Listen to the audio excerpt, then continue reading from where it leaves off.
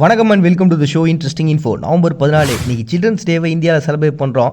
இதுக்கு காரணம் நேரு அவர்களுடைய பர்த்டே அப்படின்றது நம்ம எல்லாருக்கும் தெரிஞ்ச ஒன்று தான். சரி, இந்த நேரு பொறுத்த வரைக்கும் பார்த்தீங்கன்னா முதல் பிரதமராக, அதாவது கிட்டத்தட்ட 16 வருஷம் 286 நாள் இந்தியாவில் தன்னுடைய ஆட்சியை செலுத்தின ஒரு பர்சனு.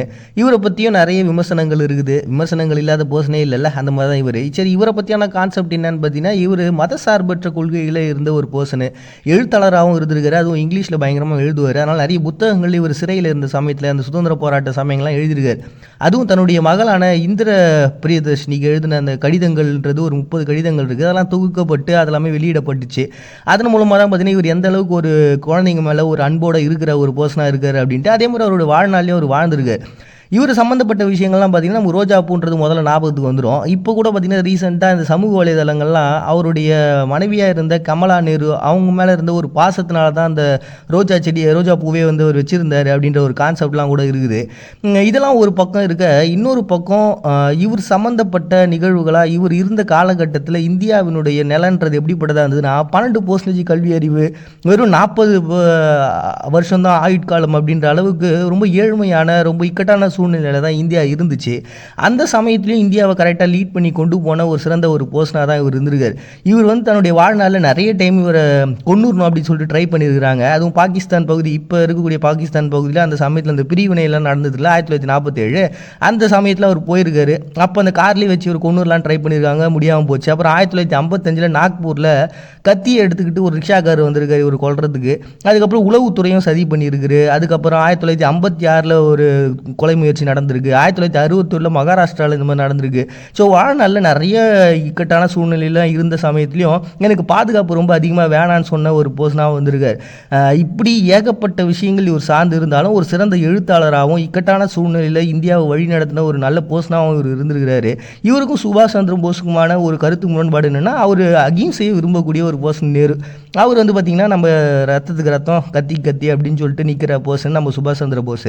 ஸோ இந்த ஒரு கருத்து முரண்பாடு தான் இவங்க ரெண்டு பேருக்குமான ஒன்றா இருந்துச்சு. இது வந்து அவருடைய நெகட்டிவை உருவாக்குறதுக்கான இன்னொரு வேவாக அமைஞ்சிருச்சு. எது எப்படி இருந்தாலும் இப்போ ஒரு குழந்தைங்க தான் எதிர்காலம், அவங்க தான் நமக்கு கரெக்டான உலகமாக மாற போகிறாங்க அப்படின்னு சொல்லிட்டு குழந்தைங்க மேலே அதிகமான ஒரு பாசம் வச்சிருந்த ஒரு பர்சன் நம்மளுடைய முதல் பிரதமராக இருந்ததுனால அவருடைய பர்த்டேவை இன்றைக்கி சில்ட்ரன்ஸ் டே அப்படின்னு சொல்லிட்டு இந்தியா செலிப்ரேட் பண்ணுறோம் நவம்பர் 14. அடுத்து இன்றைக்கி வேர்ல்டு டயபெட்டிஸ் டேவை அனுசரிக்கிறாங்க. இது 1991 ஃபஸ்ட் டைம் இந்த கூட்டமைப்புன்றது நிறுவப்பட்டுச்சு. ஏன்னா இந்த உலகம் முழுக்க பார்த்தீங்கன்னா ஏகப்பட்ட பேர் இந்த டயபெட்டிஸ்னால பாதிக்கப்பட்டுங்கிறாங்களாம். இது இப்போ ரீசெண்டாக நடந்த சர்வேலாம் பார்த்தீங்கன்னா 537 மில்லியன் மக்கள் 20லேருந்து 79 வயசுக்கு இடைப்பட்டவங்க டயபெட்டிஸால் பாதிக்கப்பட்டிருக்காங்களாம். மோஸ்ட்லி இந்த டயபெட்டிஸை பற்றி எல்லாரும் எல்லா யூடியூப் சேனல்லையும் பார்த்து தெரிஞ்சிருப்போம்.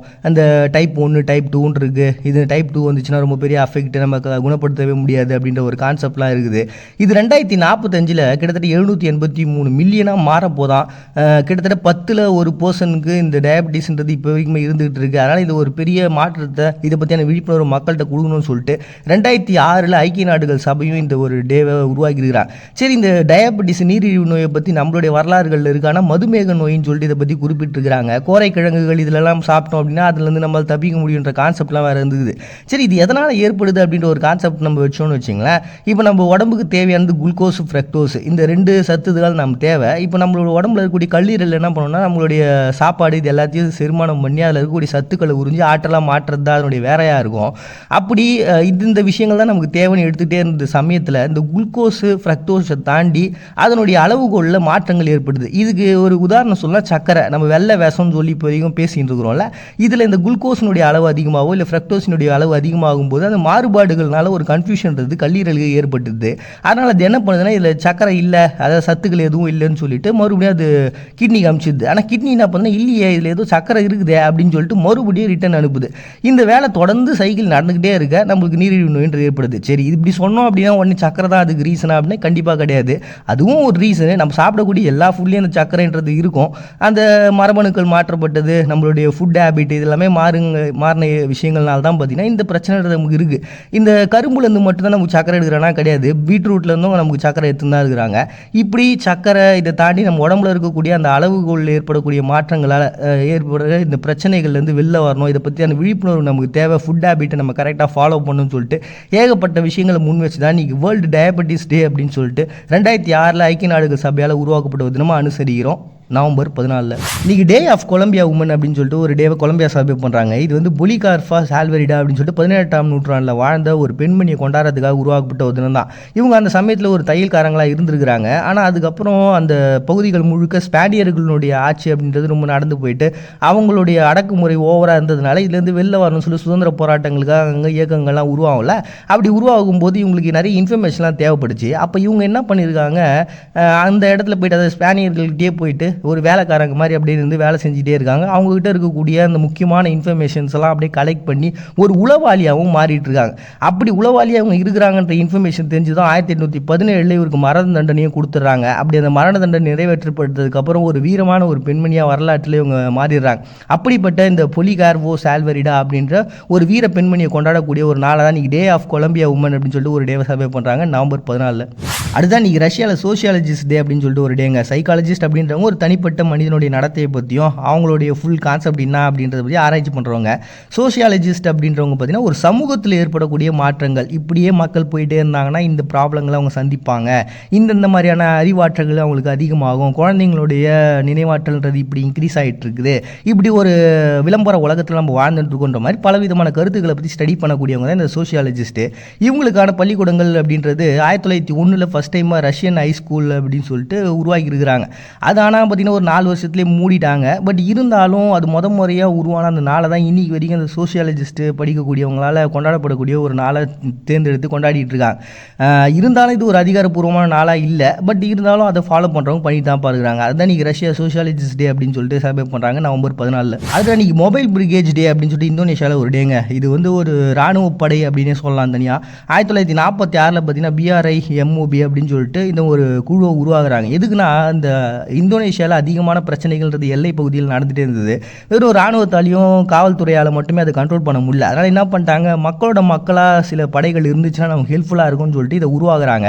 அதன் மூலமாக திடீர்னு கலவரங்கள் ஏற்படுறது, இல்லாட்டி எங்கேயாவது பாம்பு வச்சுட்டாங்க அதை எடுக்கணும் அப்படின்னா இயற்கை பேரிடர்கள், இந்த மாதிரியான பிரச்சனைகளை இவங்க ஹெல்ப்பாக இருப்பாங்கன்னு சொல்லிட்டு இந்த படைகளை உருவாகுறாங்க. அது ரொம்ப பெரிய சக்ஸஸ்ஃபுல்லாக அமைஞ்சுது. 1963 மலேசியாவோட ஏற்பட்ட பிரச்சனைகள், அப்புறம் ஈஸ்ட் திமோரோட இவங்களுக்கு ஏற்பட்ட அந்த பிரச்சனைகள் அப்படின்னு சொல்லி எல்லாத்துலேயுமே இவங்க பங்கேற்றாங்க. அதுக்கப்புறம் இவங்களுக்கு ஒரு சிறந்த ஒரு வீரர்களாகவும் அப்படியே மாற்றிட்டாங்க. இப்போ அதனுடைய மாற்றன்றது வேற ஒன்றா இருக்குது. ஒரு சிறந்த இராணுவ வீரர்களுடைய அமைப்பாகவே அவங்க சேர்த்துட்டாங்க. பட் இருந்தாலும் முறையாக இந்த மொபைல் பிரிகேஜ் அப்படின்ற ஒரு அமைப்பை உருவாக்குனாங்களா, அந்த நாளை சூஸ் பண்ணி தான் இந்தோனேஷியாவில் இந்த டே செலிப்ரேட் பண்ணுறாங்க நவம்பர் 14. அதில் நீங்கள் வாட்டர் ஃபெஸ்டிவல்னு சொல்லிட்டு கம்போடியா செலிப்ரேட் பண்ணுறாங்க. இது டோன் லோ சாப் அப்படின்னு சொல்லக்கூடிய ஒரு நதியில் ஒரு படகு போட்டிலாம் நடத்துகிறாங்க. அந்த நாள் தான் இது. இது எதுக்காக அப்படின்னு பார்த்தீங்கன்னா இது பாரம்பரியமாக அவங்க கொண்டாடி தான் இருக்கிறாங்க. அதுவும் இந்த மழை காலன்றது முடிஞ்ச உடனே இந்த ஆறுகள்லாம் அதிகமான நீரோட்டங்கள் வர ஆரம்பிச்சு இந்த இயற்கையை நேசிக்கக்கூடிய ஒரு நாளை தான் வச்சுருக்கிறாங்க. ஸோ அப்படி இந்த படகு போட்டிகள்லாம் நடத்தி அதில் வெல்றவங்களுக்கு விருதுகள்லாம் கொடுத்து கொண்டாடக்கூடிய ஒரு நாள் தான். இதுலேயும் சிறப்பான ஒரு விஷயம் பார்த்தீங்கன்னா தேங்காய், அரிசி, வாழைப்பழம் இதெல்லாம் சேர்த்து ஏதோ ஒரு உணவு ரெடி பண்ணுறாங்க. அதுக்கு பேர் வந்து அக் அம்போக் அப்படின்னு சொல்லிட்டு வச்சுக்கிறாங்க. அப்படிப்பட்ட உணவு பரிமாறுறது அப்படின்ற ஒரு கான்செப்ட் தான். இப்போ கூட நம்ம ஊரில் சில திருவிழாக்கள்லாம் நம்ம நவதானியங்கள் வைப்போம். அதுவும் இந்த ஆயுத பூஜைலாம் பார்த்தீங்கன்னா பொரி நம்ம இம்பார்ட்டண்ட்டாக சாப்பிடுவோம்ல, அந்த மாதிரி இந்த அக் அம்போக் அப்படின்ற ஒரு உணவு சாப்பிட்றதும் ஒரு இம்பார்ட்டண்ட்டாக வச்சுக்கிறாங்கப்பா. அதுதான் இன்றைக்கி வந்து வாட்டர் ஃபெஸ்டிவல் அப்படின்னு சொல்லிட்டு கம்போடியா செலிப்ரேட் பண்ணுறாங்க. இதுக்கு அவங்க ஊரில் வந்து பேனோம் டக் அப்படின்னு சொல்லிட்டு பேர் வச்சுக்கிறாங்க. உங்களுக்கு முன் தோன்றிய உங்களின் மூதாதையர்கள் நாங்கள் எங்கள் இடத்தை ஆக்கிரமித்து விட்டு ஊருக்குள் வனவிலங்குகள் புகுந்தது என்பது நியாயமா? மறுபடியும் நாளைக்கு வந்து சந்திக்கிறாரு. உங்கள்கிட்ட விடைபெறுவது நான் உங்கள் பாண்டிய. நீங்கள் பார்த்துருக்கு இந்த நிகழ்ச்சி இன்ட்ரெஸ்டிங் இன்ஃபோ.